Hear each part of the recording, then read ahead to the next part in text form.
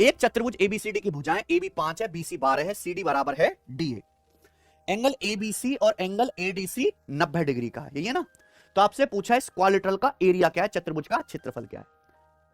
तो बेटा पहले तो आपको यहां पे चित्र अच्छे से समझना है, क्योंकि चित्र ही नहीं समझ में आएगा तो एरिया का खाक निकालोगे।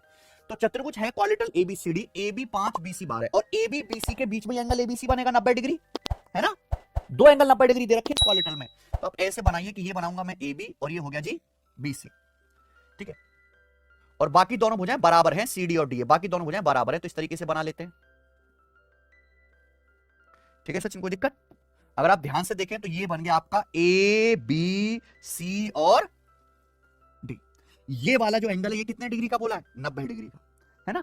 अगर सवाल में देखें तो क्या है, AB की लंबाई 5 है, BC की लंबाई 12 है, और यहां पे CD और AD बाकी दोनों भुजाएं बराबर हैं, और ये एंगल ADC भी 90 है ना। ADC यानी कि ये वाला एंगल भी कितने डिग्री का, ये 90 डिग्री का है, 90 डिग्री, बस और कुछ नहीं दिया। और कुछ दिया क्या, नहीं। क्या बताना इसका एरिया, करो बच्चों, और कुछ भी नहीं दिया है।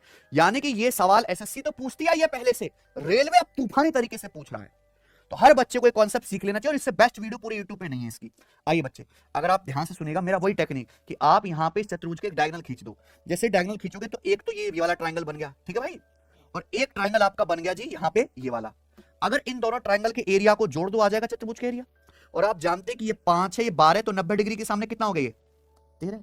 आप बताओ इस वाले ट्रायंगल का समकोण त्रिभुज का एरिया क्या आएगा, 90 डिग्री बनाने वाली साइड की गुणा उनका आधा, 5 गुणा 12 60 का आधा 30, डायरेक्ट लिखो ना प्लस। अब बताओ इस ट्रायंगल का एरिया कैसे आएगा, इस ट्रायंगल का। अगर आप ध्यान से देखो तो मैंने अभी पढ़ाया था आपको, ये कैसा त्रिभुज है, ये आइसोसेलेस ट्रायंगल है, दो साइड बराबर है, और ये राइट एंगल भी है। ये एक समद्विबाहु समकोण त्रिभुज है, आइसोसेलेस राइट एंगल ट्रायंगल, जिसमें 90 डिग्री के सामने हाइपोटेनस कितना है, 13 है।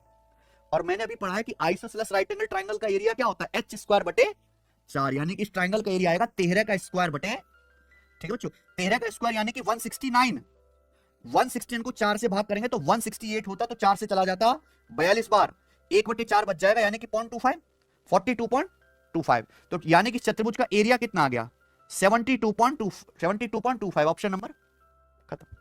अगला सवाल है आपके सामने यहां पर, यह क्वेश्चन भी लेटेस्ट रेलवे ग्रुप डी के पेपर में आया है।